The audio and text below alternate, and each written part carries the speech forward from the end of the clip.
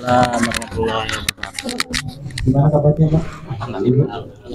Alhamdulillah sehat ya. Alhamdulillah, alhamdulillah wa badalhamdulillah wa ala kulli hal. Alhamdulillah wassalatu wassalamu ala Rasulillah wa ala alihi wa ashabihi wa mawalah. Wala haula wala quwata illa billah. Rabbi shrah li sadri wa yassir li amri wa hlul 'uqdatam min lisani yafqahu qawli. Rabbi zidna ilma wa zidna fahma. Ayyuhal rahimani wa rahimakumullah, para wali santri, Dewan Asatidz, Ustazah SDIT Islam Al-Ansor 1 Kemiling, yang semoga dirahmati Allah Subhanahu wa taala. Pertama kali kita bersyukur kepada Allah di kesempatan sore beriring dengan mendung, Allah masih perkenankan kita bermuajahah, beristimah di sekolahan yang insya Allah berbarokah, karena ini merupakan bagian dari amal usaha umat Islam untuk satu tujuan, yaitu izzul Islam wal muslimin, kemuliaan umat Islam dan kaum muslimin. Kita juga bersyukur kepada Allah masih dipertemukan dengan bulan Ramadan, bulan yang penuh dengan keberkahan, bulan yang dimana Allah Subhanahu wa taala limpahkan berbagai macam barokahnya kepada kita semuanya. Dan kita hari ini sudah masuk di malam ke-18 ya, dari bulan yang dirahmati, yaitu bulan Ramadan. Semoga kita semuanya dibimbing oleh Allah Subhanahu wa taala untuk sukses keluar dari Ramadan ya, dengan memperoleh limpahan karunia nikmat serta terhapusnya dosa-dosa yang kita perbuat. Sebagaimana Nabi mengatakan, man shaman Ramadan iman wa ihtisaban ghufira lahu ma taqaddama min dhanbi. Ayyuhal rahimani wa rahimakumullah, para dewan guru, para asatidah, ustadzah, wali santri, santri sekalian yang dirahmati Allah Subhanahu wa taala. Mungkin agak telat Pak ya, perjalanannya lumayan ya. Rumah kami di Gading, hingga tadi juga awalnya asar langsung, tapi berhubung ada tamu di rumah yang tidak bisa ditunda, harus ketemu ya. Dan juga tadi bersama dengan Kepala Yayasan Al-Ansor, Bapak Susesno, yang seharusnya juga beliau lah sendiri yang duduk di sini. Jadi sekitar setengah jam yang lalu saya masih bersama dengan beliau, tapi beliau sudah ada janji ya dengan pihak lain sehingga tidak bisa hadir ke sini, dan hanya menitipkan salam kepada segenap wali santri dan para dewan guru SDIT Al-Ansor. Ayyuhal rahimani wa rahimakumullah, jamaah, para bapak dan anak-anak semua yang dirahmati Allah Subhanahu wa taala. Sebagaimana kami sebutkan di depan tadi ya, kita hari ini berada pada posisi yang sangat luar biasa, yaitu diberikan oleh Allah Subhanahu wa taala kesempatan untuk bertemu Syahrul Mubarak, bulan yang dimana di dalamnya kita menjalankan salah satu perintah di antara perintah-perintah agama, yaitu melakukan ibadah puasa. Ya. Dan Bapak Ibu sekalian mungkin sering mendengar, apalagi utamanya di bulan-bulan Ramadan ini, nasihat tasliyah ya, tausiyah dan juga tadbihah dari para ustadz, para guru ya, tentang keberkahan bulan Ramadan. Namun di kesempatan kita yang singkat ini, sedikit kita akan memberikan dari sudut pandang yang berbeda ya. Ya mungkin ibu sekalian dan bapak-bapak juga sudah tahu banyak hikmah, di antara hikmah dari bulan Ramadan atau diwajibkannya berpuasa. Kalau kita melihat, merujuk dari hadis Nabi Shallallahu Alaihi Wasallam yang diriwayatkan oleh Imam Muslim, bunyat Islam alal khamsin, syahadatan an la ilaha illallah wa anna Muhammadur Rasulullah, wa iqamis salah, wa ita'iz zakah, wa tasumur Ramadan, wa hajjul bait man istata'a ilaihi sabila. Buatnya Islam itu dibangun atas 5 dasar, yaitu syahadat, kita bersaksi tidak ilah yang berhak disembah dan menerima sesembahan melainkan hanya Allah saja. Lalu kita juga bersaksi bahwa Nabi Muhammad SAW adalah nabi dan utusan Allah Subhanahu wa taala. Lalu yang kedua, mendirikan sholat. Ketiga, menunaikan zakat. Yang keempat, puasa Ramadan. Dan yang kelima adalah haji ke Baitullah bagi siapa yang memiliki kemampuan untuk melakukannya. Nah, di sini menarik ibu sekalian, ingin kita kuak salah satu hikmah di balik puasa dari rukun Islam yang keberapa? Keberapa tadi? Rukun Islam keberapa? Puasa Ramadan? Keempat, ya. Nah, dan kita manusia, makhluk Allah yang namanya nas atau manusia atau insan, itu memiliki 5 kebutuhan dasar. Kebutuhan dasar kita apa, Pak? Hah? Kita punya 5 kebutuhan dasar ya. Apa saja, Pak? Ibu, tahu nggak kebutuhan dasar kita? Kalau nggak ada 5-nya ini kita bukan manusia. Ya. Yang oleh syariat ya itu dinamakan sebagai maqasid asy-syariah. Oleh agama kita disebut dengan maqasid asy-syariah, yaitu tujuan kenapa Allah menurunkan Rasul Muhammad SAW dengan membawakan kepada beliau kitab mukjizat yang paling besar sepanjang sejarah kehidupan manusia, itu Al-Quran. Satu-satunya mukjizat yang hari ini bisa kita saksikan langsung, ya, bisa kita lihat luar biasanya informasi yang disampaikan oleh Allah di dalam Al-Quran, sekaligus sebagai satu-satunya kitab yang ada di muka bumi yang dihafal oleh jutaan manusia, satu-satunya kitab yang memberikan tantangan kepada mereka yang tidak percaya terhadap Al-Quran untuk mendatangkan satu surat semisal dengan Al-Quran. Kalau kita ragu terhadap Al-Quran, datangkanlah satu surat semisal dengan Al-Quran itu. Fa illam taf'alu wa lam taf'alu fattaqun nar allati waquduha an-nas wal hijarah uiddatil kafirin. Kamu tidak akan pernah sanggup dan tidak akan pernah sanggup, ya, kata Allah Subhanahu wa taala. Jadi mustahil, tidak mungkin. Bisa dulu ya, iklan. Alhamdulillah kita dapat rahmat Allah Subhanahu wa taala berupa air hujan. Penuh berkah. Sini aja, sini. Sini ya. Mohon maaf Pak ya. Tidak posisinya.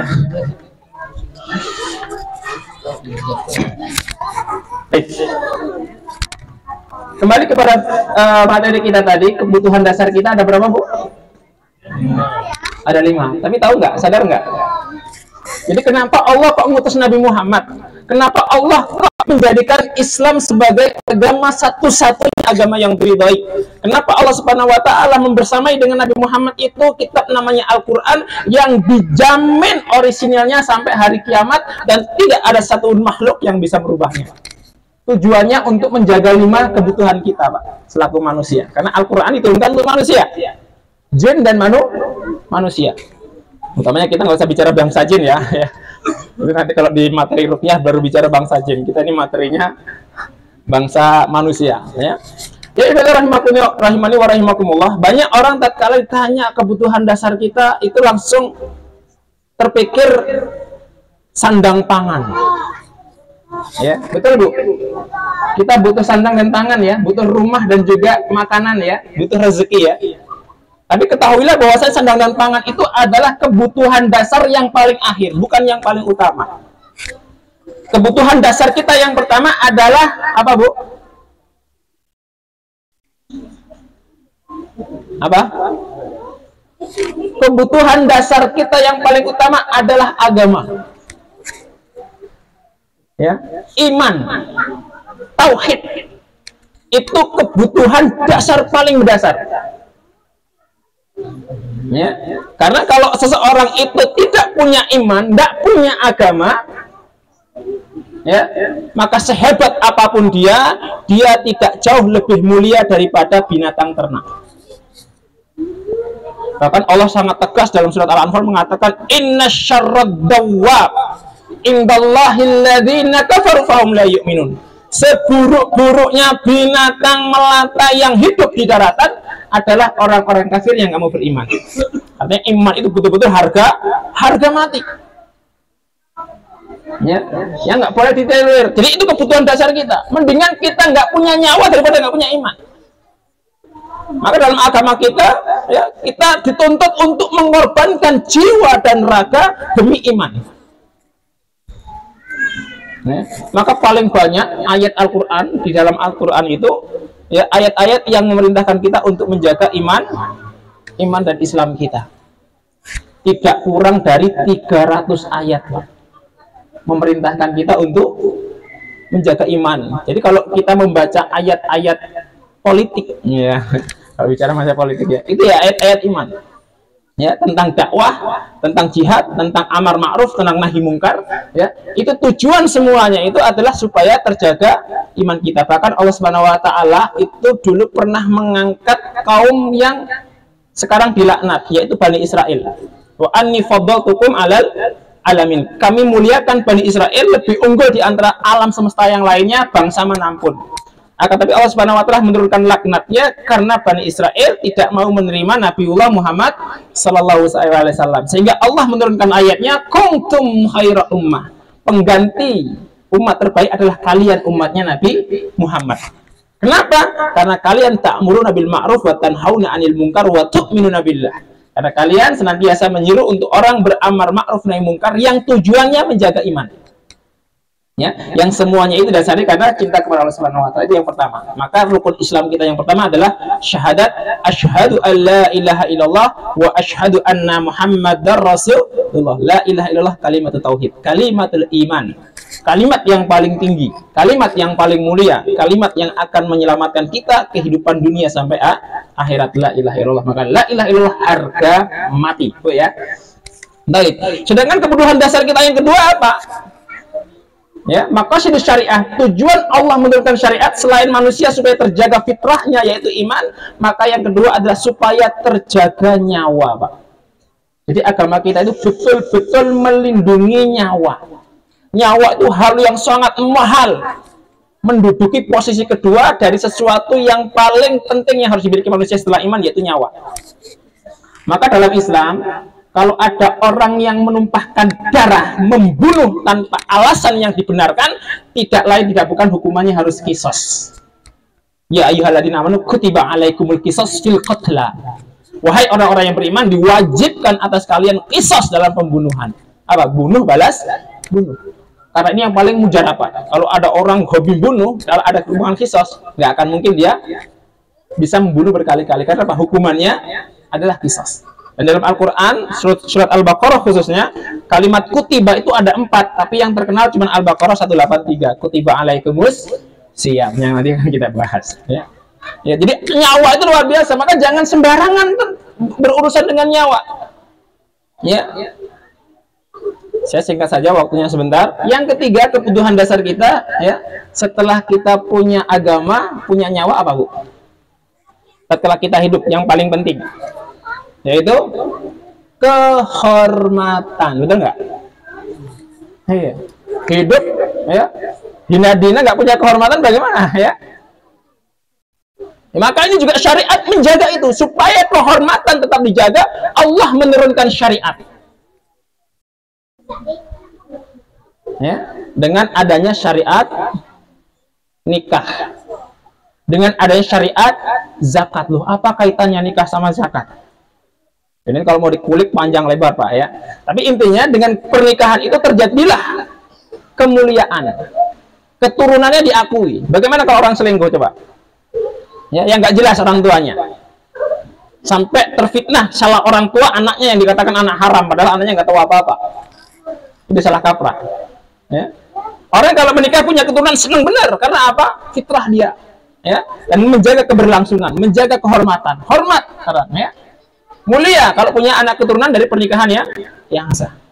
Nah, ini yang akan kita bahas lebih dalam. Yang keempat poin kita berkaitan tentang puasa Ramadan. Ya, apa, Pak? Setelah kita punya iman, punya nyawa, punya kehormatan, yang penting apa lagi? Ayo, masih tinggal 2 ya. Yang paling penting agama kita, harga mati Islam. Ya. Yang kedua, nyawa harus tetap dipertahankan. Ada hukuman qisas. Ya. Siapa yang membunuh, balas bunuh. Siapa yang menghidupkan satu jiwa, maka dia ibarat menghidupkan manusia semuanya. Lalu berikutnya setelah nyawa, kehormatan. Kalau kita nggak punya kehormatan, malu mau ditaruh mana muka kita, kan? Sedangkan yang ketiga, apa? Yang keempat? Ayo. Yang bisa jawab double bukaannya, ya. Panitia sudah nyiapin. Kalau ada yang bisa jawab, sekaligus ngasih dalilnya, jatah saya buat ibu atau bapak yang bisa jawab. Kalau dapat jatah enggak? Apa, Bu, kebutuhan dasar kita yang keempat? Berkaitan dengan puasa. Coba apa, coba? Apa ini? Akal. Hifdzul akal. Pertama, hifdzuddin menjaga agama. Kedua, hifdzun nafas menjaga nyawa. Ketiga, hifdzul nasab menjaga keturunan atau hifdzul irq menjaga kehormatan. Yang keempat, hifdzul akal menjaga akal. Buat apa punya nyawa kalau akalnya hilang? Ya. Maka untuk menjaga akal, turun syariat mengharamkan semua hal yang menjadikan akal itu hilang. Maka khamr, ya, narkoba, narkotika dan sejenisnya yang bisa menjadikan akal itu hilang haram secara mutlak. Jumhur ulama mengatakan, ya, innama khamru wal maisiru rijsun min amali syaitan fajtanibuh. Itu perintah Allah, ya. Karena apa?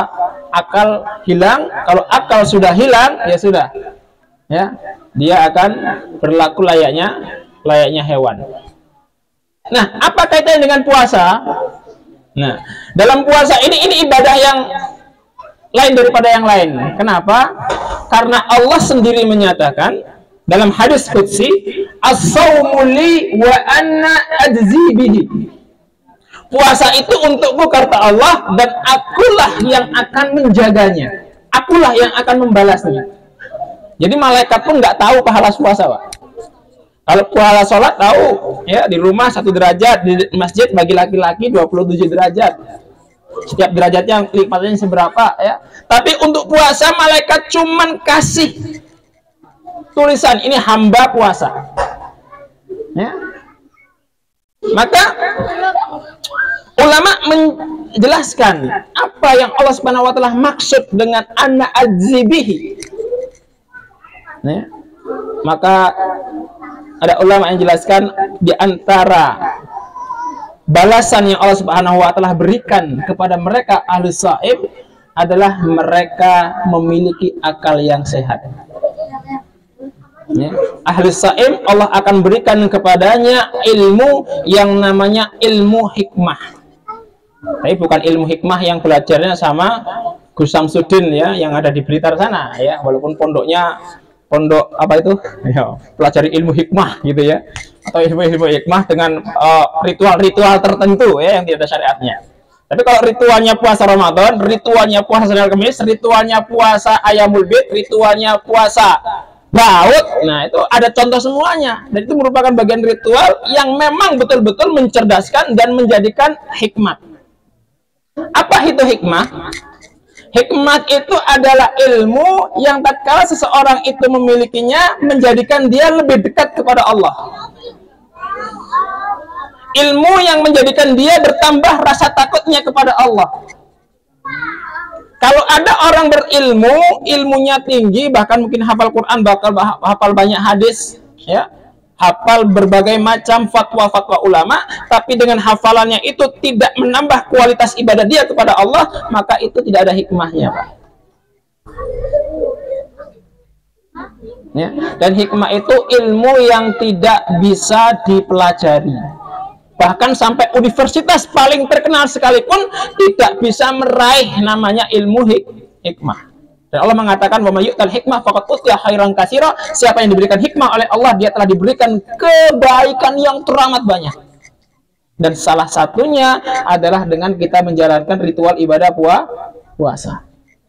Ya, surat Al-Baqarah 183 itu yang tiap hari kita dengar insya Allah dari para khatib itu, ya ayyuhalladzina amanu kutiba alaikumusiyam kama kutiba alal ladzina min qablikum la'allakum tattaqun. Ya, tujuan goal setting dari orang-orang yang berpuasa supaya la'allakum tattaqun, supaya kalian bertakwa. Dan tahukah kita, tatkala kita memaksimalkan takwa kita kepada Allah Subhanahu wa taala, Allah berjanji dalam surat Al-Baqarah, ayat yang paling panjang dalam Al-Qur'an. Ayat berapa, Pak? Surat Al-Baqarah yang paling panjang. Udah khatam ini? Ada yang khatamnya 2 kali, 3 kali? Ya, Ustaz Tauhid insya Allah sudah 5 kali khatamnya, ya Ustaz, ya. Amin, ya, amin. Ya. Ya, kalau di pondok, kalau santri-santri sudah ada yang 5 kali, Pak. Dari 4 kali, dari 5 kali, ya. Kalau Ustadznya minimal 2 lah, ya. Mbak malu. Ya. Kalau ibu-ibunya, ya sudah baca ya, minimal Al-Baqarah udah rampung lah. Masa Al-Baqarah nggak rampung? Di Al-Baqarah yang paling panjang surat apa, Ibu? Ayat berapa? Yang 1 muka penuh itu loh, ya, yang 1 lembar sebelum Ali Imran itu. Oh, buka lagi.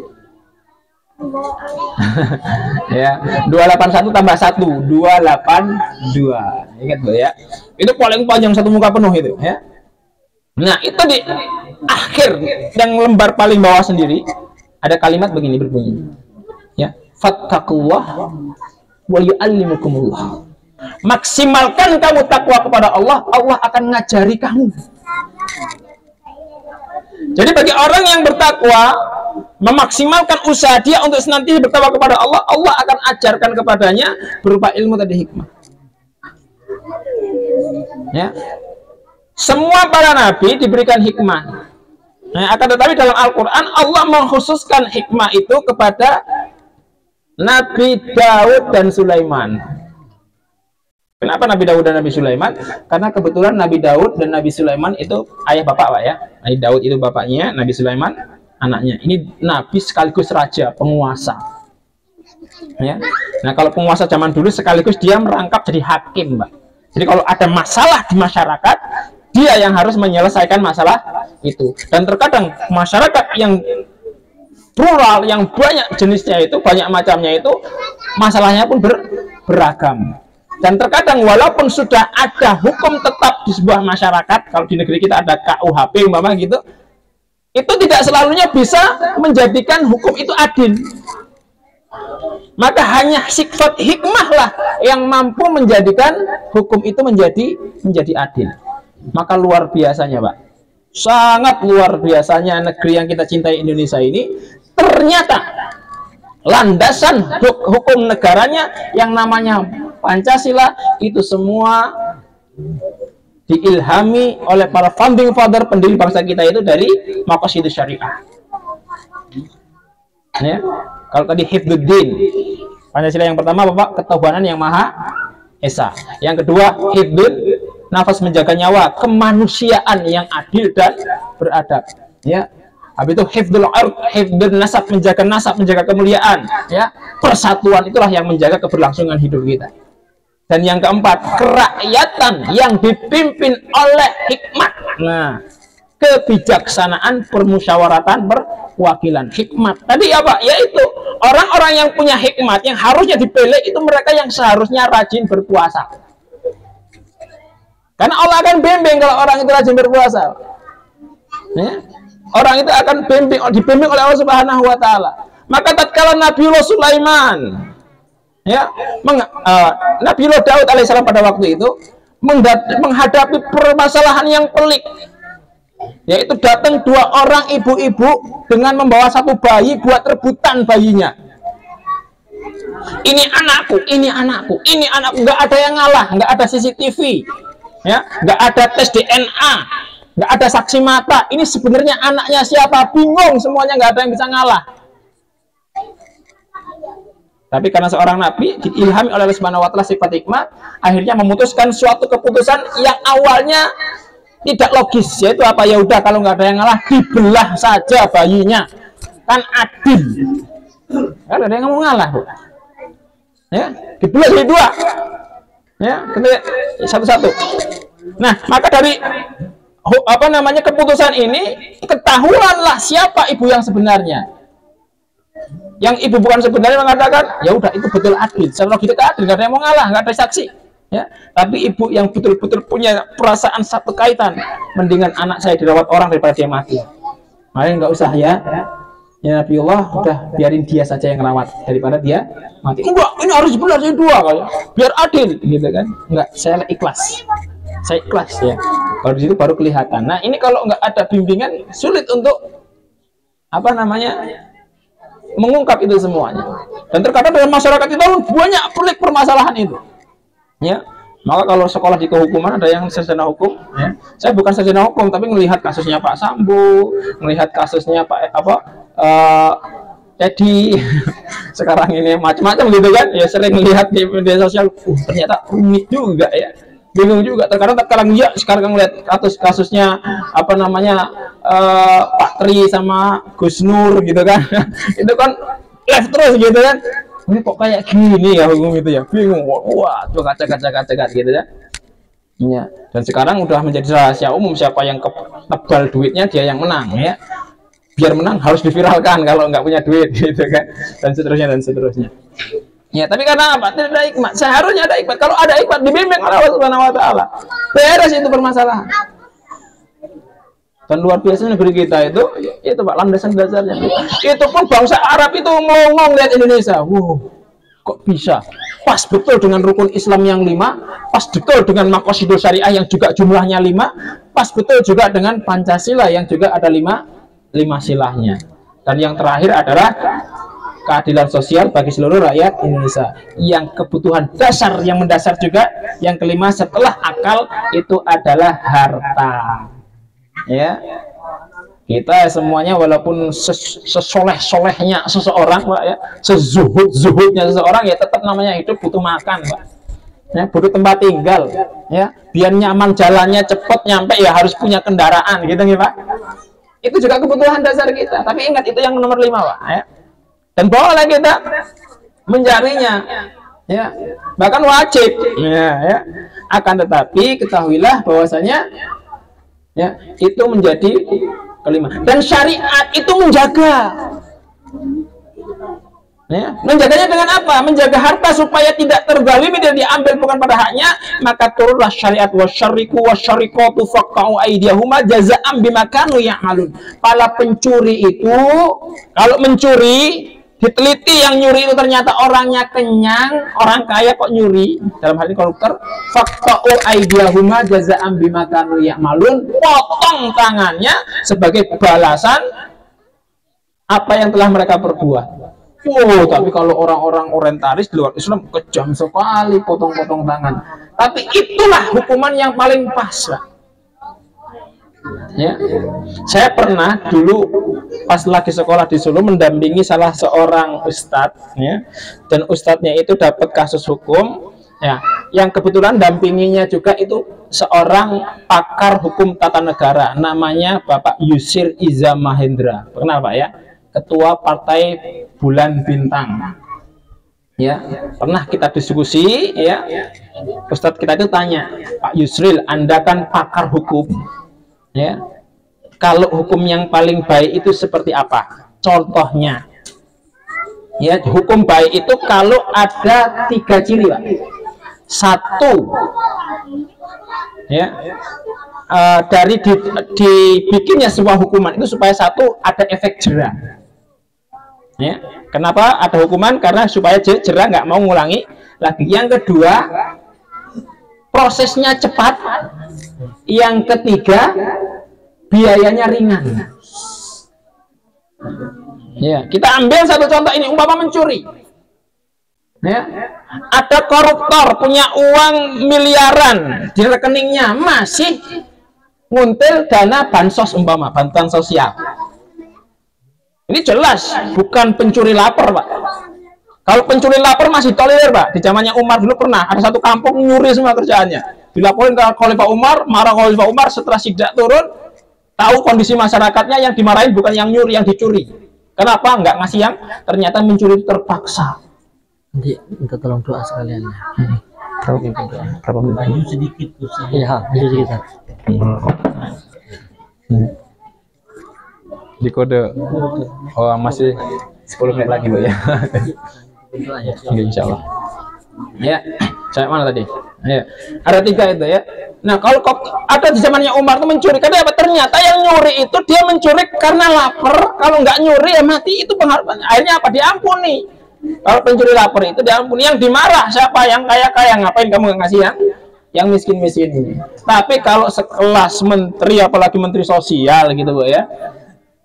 Ya, hakim agung malah gitu, ya, kepala kejaksaan yang rumahnya mentereng-mentereng, ya, lebih bagus dari rumah yang tadi kita masuk samping kiri tadi, Bu, lihat, Bu, ya. Itu kalau pejabat ya kayak gitulah, ya, bahkan lebih. Kok masih ngutili duitnya rakyat, ya, itu mustahil. Kalau dia kelaparan mati apa? Syari kok. Nah, hukum hari ini yang dipotong hukuman tahanannya, nggak mau dipotong tangan. Kalau hukum tahanan, Bu, ya, korupsi umpama 1 miliar, ya, itu sidangnya berapa lama itu, biaya semua itu, ya. Habis itu kalau terbukti juga dimasukin penjara, ngasih makan lagi negara. Ya, di dalam kusak-kusuk ya, kamu kok bisa ketahuan kurang canggih, gini, keluar tambah pinter, korupsinya lebih gede lagi. Ya, karena sama saja 1 miliar dengan 1 triliun hukumannya, umpama gitu kan. Akhirnya nggak ada efek jerah, makin rugi. Tapi kalau hukum Islam simpel, prosesnya cepat, sidang, betul kamu nyomber, jelas, saksi-saksinya ada, panggil Al-Gojo, siarkan di semua stasiun televisi, ini ada menteri yang mencuri, potong tangannya, nggak pakai hitungan menit, Pak, detik, hilang tangannya, langsung diobati, suruh pulang, nggak usah dipenjara. Prosesnya cepat, biayanya ringan, kapok, aman negeri. Iya, itu hukum Allah seperti itu. Dan dahsyatnya lagi, kalau hudud ini diterapkan, maka tidak dapat hukuman akhirat, Pak.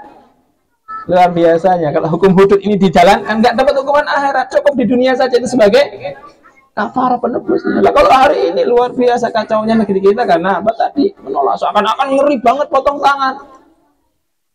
Nah sekarang pakai apa coba? Sekarang malah oleh Menko Polhukam ini ya, mau disahkan mau hukuman mati katanya gitu. Ya kalau berani, jangankan kok hukuman mati, ditarik asetnya dimiskinkan saja belum berani gitu kan. Wallah alam bisawab, itu politiknya seperti itu. Warahmatullahi ibu sekalian, tidak banyak waktu yang kita miliki. Tadi sudah 10 menit lagi, saya mungkin sekarang 5 menit lagi. Jadi kita ingin tadi kesimpulan, kita bersyukur kepada Allah diberikan agama Islam, diturunkan kepada kita Nabi Muhammad dengan membawa Al-Quran yang semuanya petunjuk semua, dan agama kita agama yang sempurna karena menjaga 5 dasar kebutuhan kita, yaitu tentang agama dijaga oleh agama kita, dan juga tentang nyawa kita juga terjaga, kehormatan kita, akal, dan juga harta kita, syariat menjaganya. Kalau kita menjalankan syariat Allah, insya Allah bahagianya nggak cuma di akhirat, dunia juga dapat. Mungkin sedikit ini yang bisa kami sampaikan, semoga bisa menjadi tadhkirah ya, dan motivasi kita semuanya, dan kita bangga terhadap agama kita, sekaligus kita juga bangga terhadap negeri yang kita cintai, yaitu Indonesia, yang memiliki maqasidus syariah dalam dasar agamanya. Ya, dan kita bersyukur dan terus dukung ya setiap kegiatan-kegiatan untuk mencerdaskan kehidupan bangsa. Salah satunya adalah pendidikan di SDIT Al-Ansar ya, ini mengambil bagian peran yang juga sangat penting ya. Sekolah-sekolah yang lain mungkin berlomba-lomba untuk bagaimana meningkatkan kecerdasan intelektual mereka ya, kecerdasan di dalam bidang-bidang tertentu, tapi insya Allah SD Al-Ansar jauh lebih melangkah ke depan karena yang disiapkan adalah ruhnya, yang disiapkan adalah mentalnya ya, yang itu jauh lebih penting karena perjalanan kita nggak cukup di dunia ini, juga sampai lintas akhirat. Semenjak kecil sudah diajarkan ya anak-anak kita untuk belajar Al-Quran dan menghafalkannya. Semoga Allah Subhanahu wa Ta'ala memberkahi kita semuanya, dan semoga Allah Subhanahu wa Ta'ala terus membimbing kita dan memberkahi kita dalam kehidupan kita. Sebagai penutup, kita berdoa kepada Allah Subhanahu wa Ta'ala di tempat yang insya Allah dirahmati ini, di waktu yang sangat mustajab, yaitu menjelang berbuka puasa. A'udzubillahi minasyaitonirrajim. Bismillahirrahmanirrahim. Innallaha wal malaikatahu yusholluna 'alan nabi ya ayyuhalladzina amanu shallu 'alaihi wa sallimu tasliman.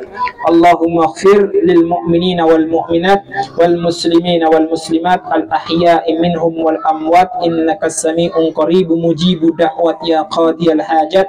Allahumma arinal haqqa haqqan warzuqna ittiba'ah wa arinal batila batila warzuqna istinabah. Allahumma inna nas'aluka salamatan fid din wa afiyatan fil jasad wa ziyadatan fi ilmi wa barakatan fi rizqi wa taubatan qabla al maut wa rahmatan inda al maut wa maghfiratan ba'da al maut. Allahumma hawwin alaina fi syakratil maut wa najata minan nar wa afa inda al hisab.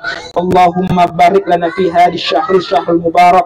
Allahumma barik lana fina. Allahumma la taj'al fitnatan lil ladina kafaru waghfir lana rabbana innaka ra'ufur rahim. Allahumma la tada' lana dhanban illa ghafartah wa la hamman illa farajtah wa la daynan illa qadaitah wa la hajatan min hawaijid dunya illa qadaitaha ya arhamar rahimin. Allahumma inna na'udzubika minal hammi wal hazan wa na'udzubika minal 'ajzi wal kasal wa na'udzubika minal bughli wal jubn wa na'udzubika min ghalabati ad-daini wa qahri ar-rijal. Allahumma inna nas'aluka khairal umrina akhiruhu wa khairul amalina khatimuhu wa khairul ayyam ayyamina yawma alqaka fih. Rabbana dhalamna anfusana fa illam taghfir lana wa tarhamna lanakunanna minal khasirin. Rabbana hab lana min azwajina wa dhurriyyatina qurrata a'yun waj'alna lil muttaqina imama waj'alna lil muttaqina imama. Rabbana hab lana minas salihin ya rabbal alamin. Rabbana hab lana minas salihin ya rabbal alamin. Rabbana hab lana minas salihin ya rabbal alamin. Rabbana la tuzigh qulubana ba'da idh hadaytana wa hab lana min ladunka rahmah innaka antal wahhab. Rabbana ighfir lana wa lil ikhwanina alladhina sabaquna bil iman wa la taj'al fi qulubina ghillan lil ladzina amanu rabbana innaka ra'ufur rahim. Rabbana atina fid dunya hasanah wa fil akhirati hasanah wa qina adzaban nar wa qina adzaban nar wa qina adzaban nar. Wassalamu alal mursalin walhamdulillahi rabbil alamin wa akhir da'wana alhamdulillah. Assalamualaikum warahmatullahi wabarakatuh.